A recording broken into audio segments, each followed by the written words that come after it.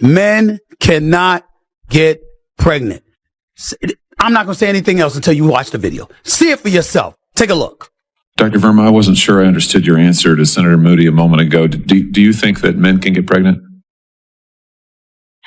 I hesitated there because I wasn't sure where the conversation was going or what the goal was. That's what will lose you an election. See, the GOP already got it plotted. They're going to air that all over the place. Senator Josh Hawley is going to be on Fox News and other platforms, Newsmax and everything else. They're going to play that. 77 million people voted for Donald Trump. 74 plus million for Kamala Harris. There's tens of millions of people out there. They're going to see that video. They're going to show it to them over and over. And they're going to say, that's the Dems. You have to immediately disassociate yourself from that rhetoric. I'm only talking about the rhetoric. I'm not talking about her as a person. I'm not talking about liberals who support transgender rights or anything. I'm not talking. Some political moments barely register when they happen. On paper, they seem small, technical, or easy to ignore. But the second a short clip hits social media, everything changes. A 40 or 45-second video with no background, no context, and no follow-up suddenly becomes a moment. It gets replayed, argued over, mocked, defended, and shared until it starts defining an entire political party in the public mind. Not for a day or a week, but for months. Everyone has seen this cycle before, and it always raises the same question. Is this a real problem, or just another online outrage storm that burns bright and then fades away? This time, the warning is coming from an unexpected place. StephenASmith, yes, the same Stephen A. known for turning a short sports take into a loud, dramatic performance, have been sounding the alarm about Democrats for a while now. People can roll their eyes all they want, but there's something he's consistently good at. He understands what everyday people actually argue about. Not what political insiders care about, but what gets debated at barbershops, family dinners, cookouts, and group chats that never seem to go quiet. His message lately has been blunt and repetitive. Democrats keep stepping on their own rakes. They keep walking straight into moments that don't help them and pretending they don't matter. That brings us to the clip that set this off. During a Senate hearing focused on abortion medication, Republican Senator Josh Hawley was questioning Dr. Nisha Verma, an OBGYN. The topic itself was serious and complicated, but the viral moment had nothing to do with policy details. Hawley asked what he presented as a simple question: can men get pregnant? The exchange was short, but once it hit social media, the hearing itself disappeared from the conversation. Instead, the clip became fuel for endless arguments, jokes, outrage, and defenses, all stripped of context and reduced to a few seconds of video. And this is exactly the kind of moment StephenASmith is talking about. Not because it settles any real issue, but because it becomes symbolic. Fair or not, people don't remember the full hearing. They remember the clip. They remember how it made them feel. And for a lot of voters, especially those who aren't deeply political, moments like this don't come across as thoughtful or nuanced. They come across as confusing, frustrating, or out of touch. That's the real danger here, and it's why these small moments keep turning into big problems once they hit the internet. There's a story that I'm interested in getting to because you got to see this. You got to see this. It just doesn't, I'm telling you, it doesn't look good for the Democrats if you allow yourself to be associated with this. This is the kind of stuff that will lose you elections. You got to see this to believe it. This, reading from USA Today, a Senate committee hearing about abortion medication has gone viral after Republican U.S. Senator Josh Hawley of Missouri and Ashley Moody of Florida asked an obstetrician gynecologist if men can get pregnant. Republican Senator Josh Hawley grilled Dr. Nisha Verma, an OBGYN, who refused to answer that very question. Can men get pregnant? Repeatedly, and I mean repeatedly. If you spent more than a few minutes online, you already know why this moment blew up. That question wasn't asked out of curiosity or good faith. It was a setup. It was political, calculated, and designed to create a viral clip. The goal wasn't to get information or clarify a medical point. The goal was to produce a moment that could be chopped up, shared, and argued over. It's the same feeling you get when someone asks a loaded question and you can almost see the TikTok edit forming before you've even finished answering. This is where StephenASmith's frustration really kicks in. He keeps saying that intentions don't matter once the clip is out there. You can have the best reasons in the world, but the public doesn't grade on nuance. They grade on how it looks, how it sounds, and whether it feels like someone is dodging a simple question. People react to tone, hesitation, and confusion far more than they react to careful explanations. If something comes across as messy or unclear, that's all they remember. In the clip, Dr. Voma pauses, explains that she treats patients with different identities, and avoids giving a straight yes or no answer because she can clearly see the trap coming. And honestly, that reaction makes sense. If you're in a position, every option feels like a lose-lose. Answer one way and you're accused of ignoring trans people. Answer the other way and you're accused of denying basic biology. Try to explain the complexity and you're labeled evasive. It's like being asked to defuse a bomb while someone records you, waiting for the explosion. But politics doesn't reward empathy or understanding. That's Stephen A.'s harsh point. Voters don't stop to ask whether the question was fair. They don't care if it was a setup. If the trap works, it works. What sticks isn't the explanation in your head or the pressure you were under. What sticks is the clip, the confusion, and the feeling that someone couldn't answer a question cleanly when it mattered most. Verma said she found Hawley's close-ended questions to be politically polarizing and danced around. I mean, the way she danced around these questions, ladies and gentlemen, you got to see it to believe it. Later in the day, after this video I'm going to show you, Hawley had posted the video on the social media site X depicting his full exchange with Verma with the caption, spoiler alert, men cannot get pregnant. I'm not going to say anything else until you watch the video. See it for yourself. Take a look. Dr. Verma, I wasn't sure I understood your answer to Senator Moody a moment ago. Do you think that men can get pregnant? I hesitated there because I wasn't sure where the conversation was going or what the goal was. I mean, I do take care of patients with different identities. I take care of many women. I take care of people with different identities. And so that's where I paused. I think, I wasn't sure where you were going with. This is where the conversation really shifts. Because StephenASmith isn't trying to settle a medical debate or win a philosophical argument. He's talking about strategy. His point is simple. Do Democrats understand how moments like this are going to be used against them? And on that front, he's absolutely right about how the machine works. That clip won't just fade away. It will be replayed over and over, treated like a greatest hit. It'll run nonstop on Fox News and Newsmax. It'll be chopped up for campaign ads, slowed down, zoomed in on, and dressed up with dramatic captions and ominous music, like something out of a true crime show. The message will be blunt and easy to digest. Democrats can't answer basic questions. Now, none of this is to be fair to be effective. That's the uncomfortable part.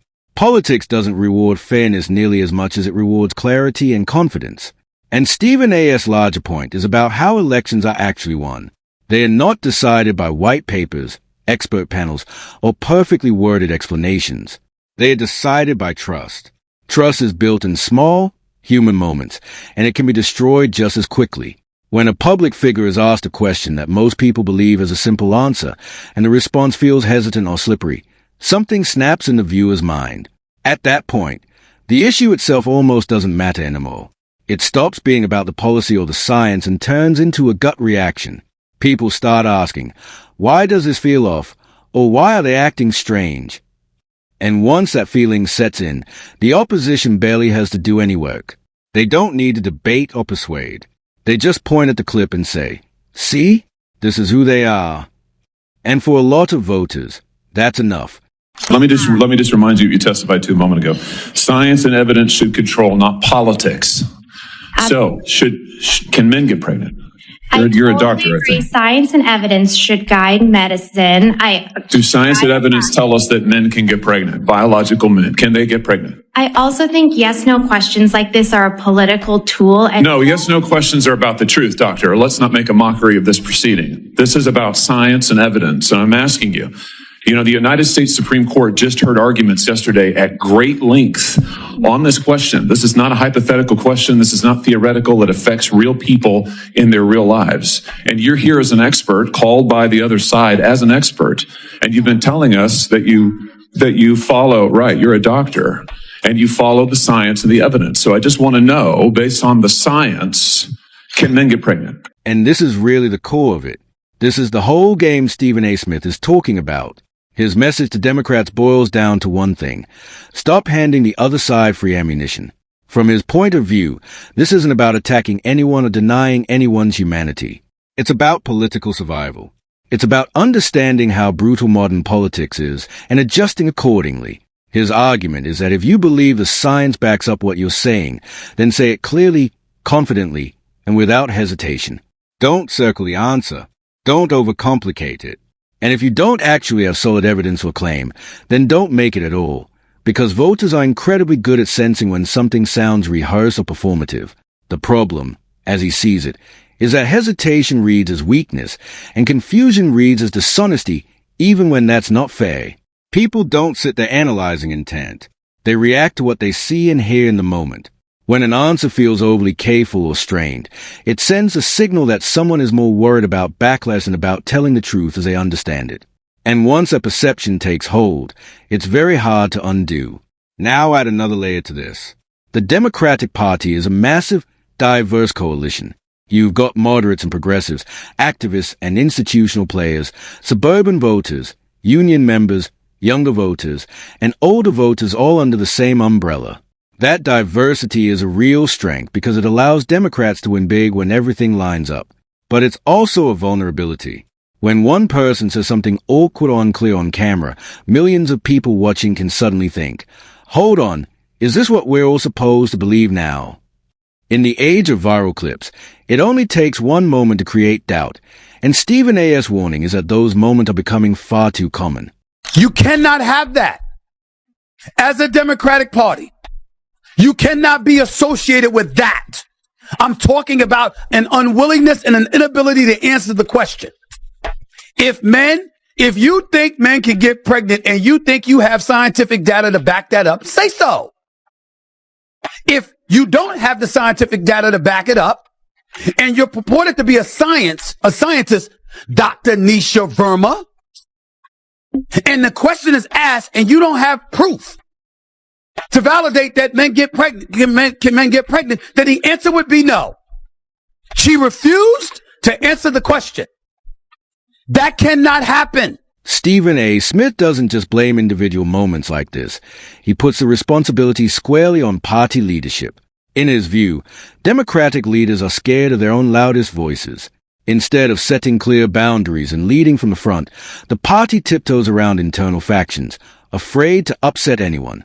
The result isn't strong leadership. It's constant hedging. Everyone is being managed. No one is being led. And when you try to make everyone happy at once, the way you speak starts to sound less like a human being and more like a hostage negotiator carefully choosing every word. That's the part Stephen A. keeps coming back to. Regular people don't want leaders who sound like a press release written by 10 consultants and approved by a nervous lawyer. They want someone who talks plainly and sounds real. Most voters are not spending their free time reading academic debates about gender theory, medical terminology, or philosophical definitions. They are worried about paying rent, affording groceries, keeping their insurance, dealing with inflation, finding stable work, helping their kids succeed in school, and making sure their parents can get decent health care. That's the reality of daily life for most people. So when voters see politicians freeze up or spiral into abstract language over what feels like a basic question, it sends a message. It makes the party seem disconnected from the real world. Not malicious, not evil, just out of touch. That's why Stephen A. keeps pushing this idea of common sense. Not because common sense is always right or scientifically perfect, but because it's how people emotionally process politics. It's a mental shortcut. It's the gut reaction. And this is where Republicans tend to excel. They are very good at boiling complex issues down into simple, memorable messages. Those messages aren't always fair or accurate, but they are easy to grasp and hard to forget. Democrats often do the opposite. They take issues that could be explained clearly and layer them with academic language, moral signaling, and careful phrasing until it sounds like they are speaking to a graduate seminar instead of a nation of everyday people. And in a media environment built on short clips and instant reactions, that gap between how something is said and how it's received can be politically devastating. Why am I bringing that up? Because, ladies and gentlemen, you need to understand that's what will lose you an election. See, the GOP already got it plotted. They're going to air that all over the place. Senator Josh Hawley is going to be on Fox News and other platforms, Newsmax and everything else. They're going to play that. 77 million people voted for Donald Trump. 74 plus million for Kamala Harris. There's tens of millions of people out there. They're going to see that video. They're going to show it to them over and over. And they're going to say, that's the Dems. You have to immediately disassociate yourself from that rhetoric. I'm only talking about the rhetoric. I'm not talking about her as a person. I'm not talking about liberals who support transgender rights or anything. I'm not talking about. So when Stephen A. says Democrats need to immediately distance themselves from that kind of rhetoric, what he's really talking about is control. He's saying the party has to stop letting the opposition define who they are with a 10-second clip. That's where a lot of people get angry, because the first reaction is, so you're saying Democrats should abandon trans rights. But that's not actually his argument, at least not the way he explains it. He's drawing a line between supporting people's rights and dignity and communicating in a way that makes it look like you're dodging reality. Those two things are not the same. In his view, it's completely possible to speak clearly without insulting anyone or pretending basic facts don't exist. You can acknowledge biology and still respect people's identities at the same time. For example, you can say that pregnancy requires certain reproductive anatomy while also recognizing that trans men and some non-binary people can become pregnant. That's one straightforward sentence. No verbal gymnastics. No awkward pauses. No pretending words or biology don't matter. When you answer that way, the so-called gotcha question loses its power and starts to look exactly like what it is, a cheap attempt to create a viral moment. The problem starts when someone freezes, waffles, or sounds like they are trying to escape their own answer. Once that happens, the damage is done. The clip is already lost. And in modern politics, losing the clip matters more than winning the argument. The clip turns into a feeling. The feeling turns into a narrative. And that narrative becomes a vibe. And once the vibe shifts against you, policy details don't matter nearly as much. That's Stephen A.'s warning in plain terms. Win the clip war, or the clip war will end up deciding the election. And you watch her dance, it was embarrassing. It was embarrassing. And something like that, being associated with one side of the aisle, is detrimental to that side. I'm just giving you that perspective. That's the kind of stuff that will lose an election for you. Trust me on that. It will lose an election for you. When you've got Trump and the administration reeling because public opinion ain't on his side because of the way and the how in which they're doing certain things, causing chaos in the streets. One would easily argue that's what happened in 2020. StephenASmith also zooms out to what might be his most important point, and it's a simple one that a lot of people instinctively understand. When a party looks uncomfortable telling the truth on small, basic things, people start questioning whether they can be trusted on the big, serious stuff. If someone can't give a clear answer to a straightforward question, voters naturally wonder why they should believe them on health care, taxes, national security, or the economy. Is that perfectly logical? Probably not. People aren't perfectly logical. They are emotional, inconsistent, and often unfair in how they judge politicians. But politics isn't a logic contest. It's a trust business, and trust is incredibly fragile. Once it cracks, even a little, everything else becomes harder to sell. That's why these moments matter more than they should. They create a feeling that something is off, even if the policies themselves are solid. Stephen A.'s frustration comes from the fact that Democrats actually have real, concrete issues they could be hammering every single day. There are bigger problems that affect people's lives in obvious, tangible ways. Rising healthcare costs, inflation squeezing household budgets, the cost of living, insurance premiums, the strength of the dollar, and whether people feel financially secure month to month. These are kitchen table issues, the stuff people argue about at home, not on Twitter. From a purely strategic standpoint, it seems obvious what the focus should be. Keep the message locked on the things people feel every day. Talk about money, stability, and security. Instead, the party keeps getting pulled into symbolic fights where the actual policy outcome barely changes, but public perception shifts dramatically. Nothing concrete improves or worsens, yet the political damage is real. And that's the core of StephenASmith's warning. While Democrats are busy fighting over language and viral moments, they're losing control of the story. And in politics, losing the story often matters more than being right. The right is reeling, no matter what they say. No matter what they say. You still haven't finalized addressing the Affordable Care Act subsidies. Healthcare is still, price for healthcare is still expected to skyrocket. Price for insurance. Price for products throughout this country. We're looking at inflationary times. The value of the dollar is dissipating before our very eyes. Things need to happen. Things need to get done. Everybody knows there's bigger fish to fry than issues like this. But when you are unwilling to say something so obvious, it speaks to trust or lack thereof. And as a result, because that's the reality, folks are going to lose faith in you and they're going to say, we can't risk having that kind of nonsense. And the most frustrating part is that Democrats often get pulled into these moments not because they want to, but because they struggle to answer in a way that is both compassionate and clear at the same time. When the response sounds muddled or overworked, it hands the advantage to Republicans. Every second the national conversation is stuck on a question like, can men get pregnant? Is a second it's not focused on why grocery bills keep climbing or why everyday expenses feel out of control. On those real life issues, Democrats usually have the upper hand. But the distraction changes the battlefield. That's why Stephen A. keeps stressing that the right doesn't even have to spin the story or twist anyone's words.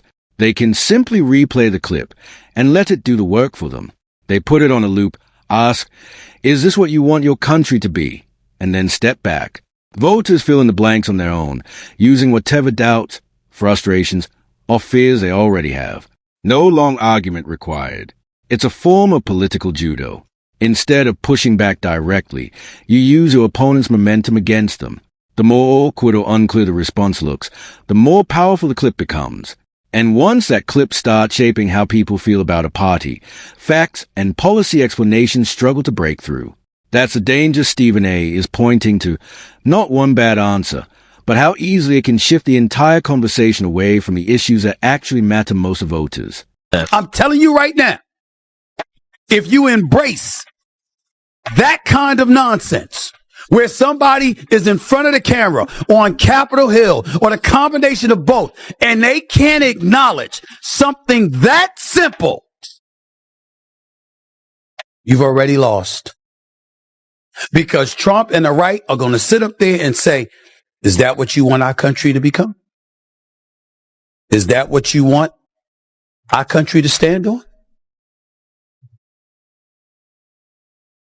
That's the reason I brought that up. A lot of people watching this probably had the same reaction. Wait, wasn't this hearing about abortion medication? Why are we even stuck on this side argument? And that reaction is exactly the point. It's a classic distraction move. You change a frame, spark a cultural argument, and suddenly everyone is fighting over definitions and identity instead of paying attention to the actual issue on the table. The policy discussion fades into the background while the viral moment takes over. Stephen A.'s argument is that Democrats keep falling into this trap because they are trying to do too many things at once, be morally right, socially careful, academically precise, and politically smart, all in the same sentence. When you pile all of that together, the message collapses under its own weight and comes out sounding confused instead of confident. That's how you end up with answers that feel scrambled. Not wrong, just hard to follow. Clear intention, message delivery. To regular voters, it doesn't sound thoughtful. It sounds uncertain. It feels like listening to a GPS that can't decide where you're supposed to go. 1 second it's telling you to turn left, the next it's recalculating. Then suddenly it wants a U-turn. Stephen A.'s advice cuts straight through that noise. He says stop being afraid of clarity. Pick a lane and speak like you know where you're going. Because in politics, clarity reads as strength, even when people don't fully agree with you. He pushes the point even further by arguing that democratic leadership is letting a very loud minority steer the message. You don't have to agree with him to understand why that perception matters. When voters feel like a party is scared to disagree with its own activists, they start believing those activists are calling the shots. And once that belief sets in, it makes people uneasy. Not because they hate activism, but because they don't want chaos.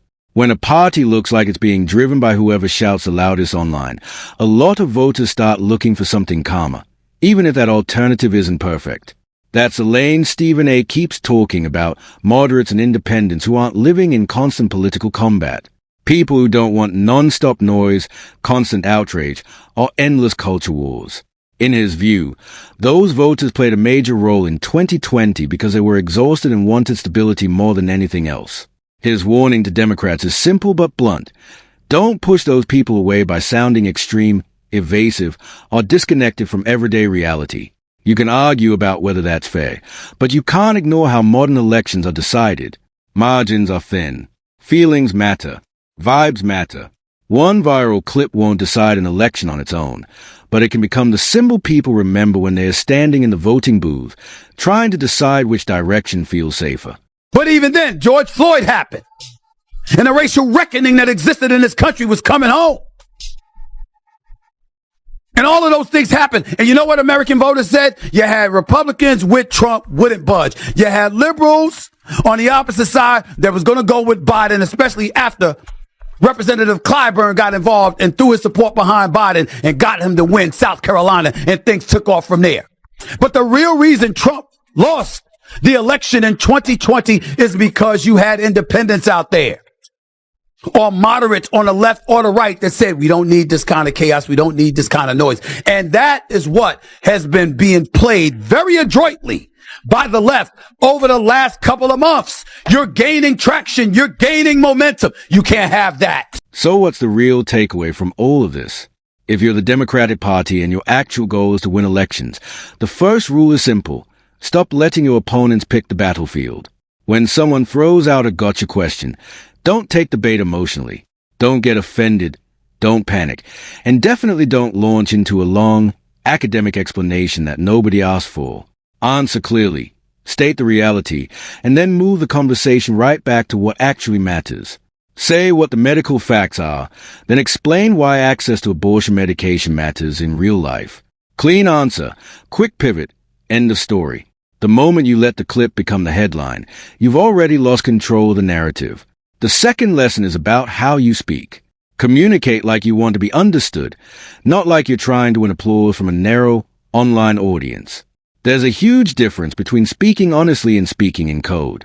If the average voter needs a dictionary, a sociology lecture, and a Twitter thread to understand what you just said, you've already lost them. Most people aren't hostile. They're busy. They want clarity, not credentials. Politics doesn't reward the most technically perfect sentence. It rewards a one that lands. Third, stop treating clarity as if it's some kind of betrayal. You can respect people's identities and still speak plainly. In fact, speaking plainly is a form of respect. It tells voters you trust them to handle reality without being talked down to or managed. When leaders sound afraid of their own words, people don't hear compassion. They hear uncertainty. And uncertainty is poison in a trust-based business like politics. And finally, remember what politics really is: a comparison game. If your opponent is struggling on issues like the economy, healthcare, or the cost of living, don't rescue them by dragging the conversation into a culture war side quest where you suddenly look uncomfortable. If people are stressed about money, make the election about money. If they're worried about healthcare, make it about healthcare. Don't volunteer to be the star of a viral clip compilation that distracts from your strongest arguments. StephenASmith isn't saying Democrats are doomed or that they don't have real issues to run on. He's saying they're making it harder than it needs to be. They keep stepping on rakes and then acting surprised when they get smacked. And the reason he's so fired up about it is because he thinks the party is drifting toward another "how did we lose this" moment without realizing it. So here's the real question to leave you with. Are voters being manipulated by viral clips like this? Or does the inability to answer clearly point to a deeper leadership problem? And if you're a Democrat watching this, what matters more in the end? Avoiding internal backlash, or winning elections so you can actually govern? Drop your take in the comments, because this debate isn't going away anytime soon. And if you want more breakdowns on politics, culture, media, and the whole circus around it, hit like, subscribe, and share this with that friend who claims they hate politics but somehow knows every talking point anyway. You know exactly who that is.